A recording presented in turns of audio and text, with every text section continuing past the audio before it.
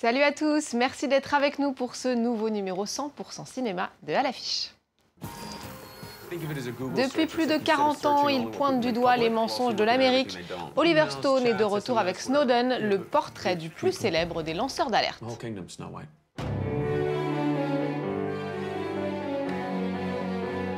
C'est l'histoire d'un cœur qui peut continuer à vivre. Le roman Réparer les vivants est à voir sur grand écran avec Tahar Rahim, Emmanuel Seigné et Alice Taglioni.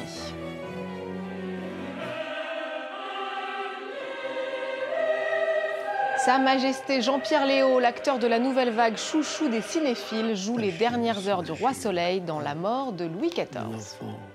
Et pour en parler, je vais tout de suite retrouver Thomas Borez.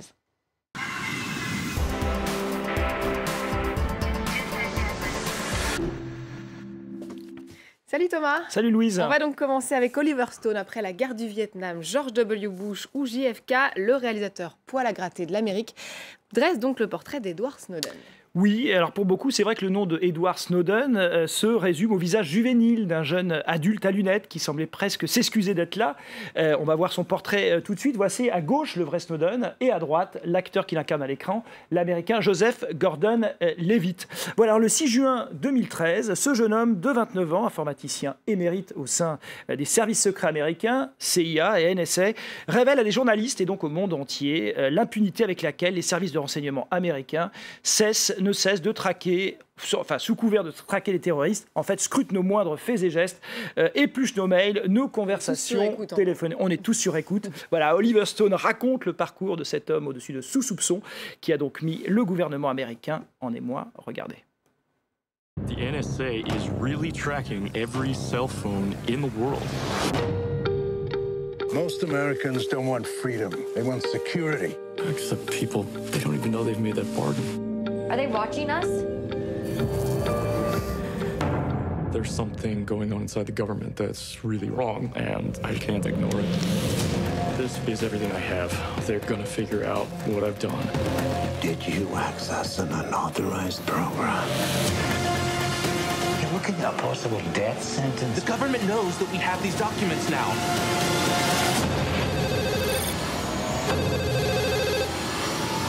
We are running out of time. They're gonna come for me. They're gonna come for all of you too. Voilà, donc 3 ans seulement après le scandale Snowden, Oliver Stone s'empare donc de son cas pour le réalisateur. Son film va bien au-delà d'un simple portrait du lanceur d'alerte. Écoutez-le. Monsieur Snowden a eu la force, le courage et la conviction morale de réagir. C'était une sorte de boy scout. Et c'est ça le sujet. Sur 30 000 employés de la NSA, pourquoi lui a-t-il décidé de parler ? Il l'a dit lui-même. L'info, c'est pas moi. L'info, c'est ce que je vous ai révélé. C'est pour ça qu'il l'a donné gratuitement aux médias, pour qu'ils décident ou non de la publier.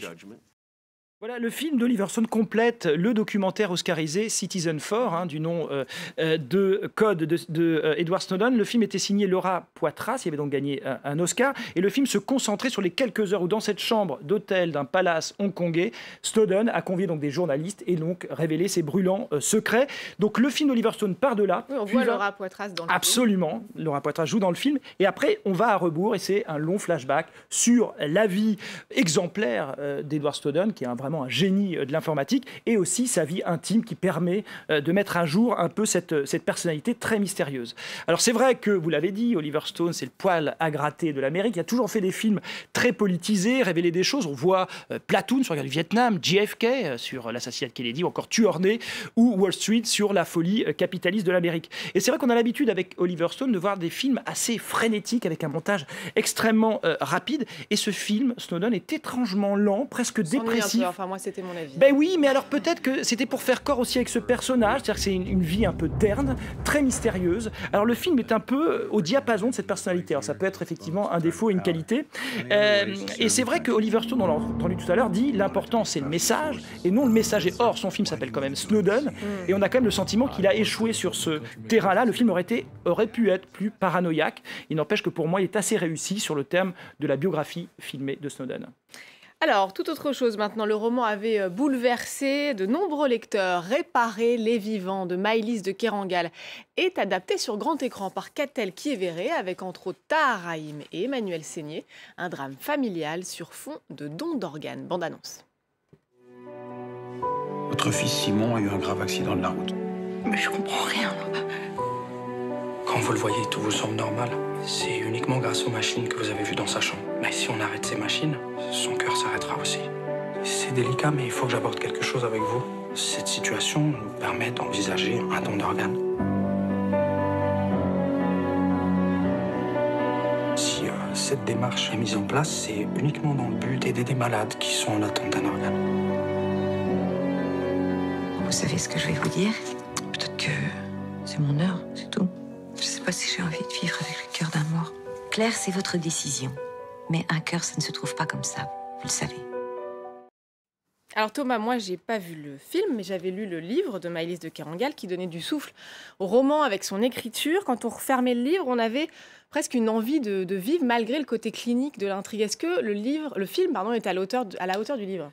Moi, je dirais non. C'est le souffle, c'est justement, à mon avis, ce qui manque à ce film, qui est clinique, ça vous l'avez dit, ça je prends l'adjectif pour le qualifier, froid et très géométrique dans sa mise en scène. Catel Quiévéré, jeune réaliste française dont on avait aimé la vitalité de son précédent film, ça s'appelait Suzanne. Là, elle tente la sidération, notamment en filmant une opération à cœur ouvert, vraiment dans les moindres détails en temps réel. C'est assez insoutenable, en tout cas me concernant. Je sais, vous, que Louise, ça ne vous dérange pas de voir ça. Voilà, alors elle cherche cette sidération, c'est-à-dire aller au-delà des images, dépasser la simple représentation.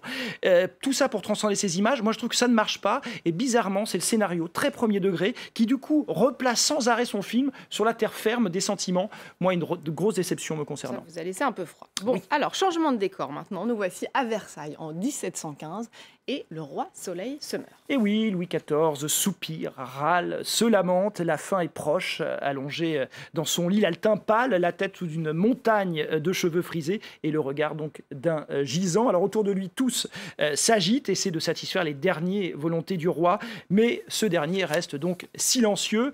Alors le film est signé du cinéaste catalan Albert Serra. C'est un manipulateur génial d'illustres figures. Il avait déjà signé une relecture de Don Quichotte, filmé Les Rois Mages et plus récemment La mort de Casanova. Il laisse donc ici le soin à son acteur, le génial Jean-Pierre Léaud, de ressentir cette agonie et éventuellement de la transmettre. Versailles, comme si vous étiez, regardez.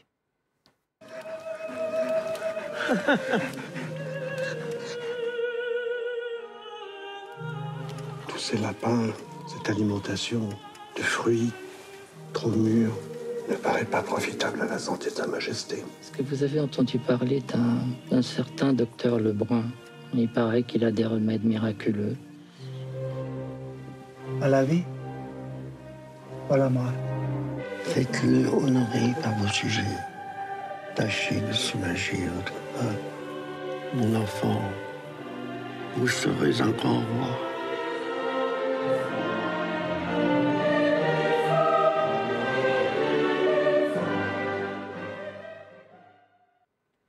Jean-Pierre Léaud et donc Louis XIV. Jean-Pierre Léaud qui a 72 ans, on l'a un peu oublié, mais il était une figure phare de la nouvelle vague et un chouchou des cinéphiles, il l'est toujours. Il l'est toujours et on ne peut pas imaginer ce film sans lui. C'est-à-dire qui mieux que lui en Louis XIV? C'est vrai qu'une fois qu'on a vu le film, on n'arrive pas à imaginer quelqu'un d'autre à sa place, tant Jean-Pierre Léaud fait corps totalement, c'est le cas de le dire, avec son personnage. Il en a toujours, si je puis dire, été ainsi. Effectivement, vous l'avez dit, on l'a un petit peu oublié, mais rappelons que Jean-Pierre Léaud a commencé sa carrière grâce à François Truffaut dans Les 400 coups. On voit ici les belles images en noir et blanc. Il était tout jeune à l'époque. Il a été le Antoine Douanel, le double de François Truffaut à l'écran, L'amour en fuite, Baiser volé et j'en passe.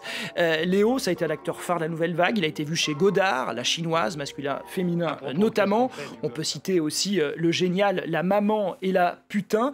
Et c'est vrai que l'acteur qui a été en haut de l'affiche dans les années 60, 70, jusqu'aux années 80, on voit ici La Chinoise, J'ai engagé un tueur d'Aki Kaurismäki ou plus récemment Le pornographe de Bertrand Bonello, et ben il s'est un petit peu, comme Louis XIV, un peu éteint au tournant des années de pile. Alors éteint, si tant est qu'on puisse qualifier ainsi cet acteur atypique. Mais alors nul doute qu'avec cette mort de Louis XIV, il signe l'une de ses plus belles prestations à ce jour, c'est dire. Et c'est paradoxalement, en restant muet, que cet acteur réputé bavard, eh bien transcende son art. une merveille. Allez voir ce Louis XIV. Avis aux cinéphiles. On va terminer avec Mademoiselle, un drame sulfureux signé du cinéaste sud-coréen Park Chan-wook. Oui, Park Chan-wook, un cinéaste fer de lance du cinéma d'auteur sud-coréen. Il avait été primé à Cannes en 2004 pour Old Boy. Alors après un passage à Hollywood, il revient dans son pays, donc la Corée du Sud. On est dans les années 30 et c'est une espèce d'ambroglio de thriller sulfureux, érotique autour d'une machination pour rançonner un aristocrate japonais. Voilà, le film n'est pas trop convaincu. Hein. Non, pas trop convaincu. Le film était en compétition au Festival de Cannes et parfois j'étais un peu réticent sur le jury, mais là, ils ne l'ont pas récompensé. À mon avis, c'est mérité. C'est un peu trop chiadé, du coup, les sentiments et ni le côté érotique du film n'arrivent à passer.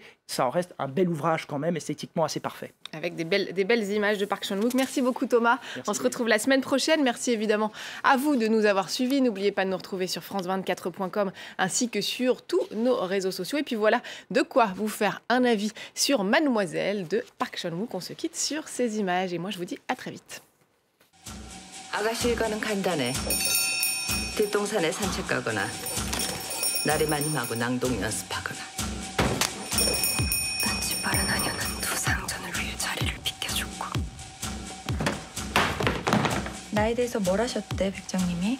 생쥐 같은 우리 수키가 하녀로 들어가서 신사부는 짓궂게 다가가고.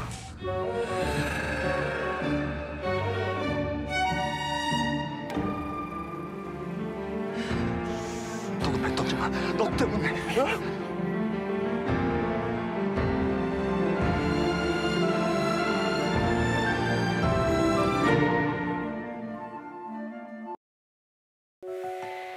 Pas de quartier, présenté par Ségolène Malter et Wassim Nasr. Il s'appelle Naoufal, Justice ou Miad. Pour France 24, ils ont choisi de filmer leur quartier, loin des clichés. Je mets 3 heures, 3h30 aller-retour. Et Riwad, en fait, on travaille sur mémoire d'une jeune fille de quartier. Super.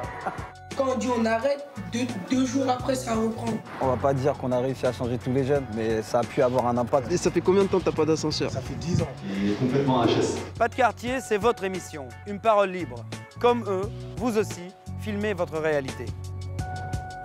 Pas de quartier, à voir sur France 24 et sur france24.com.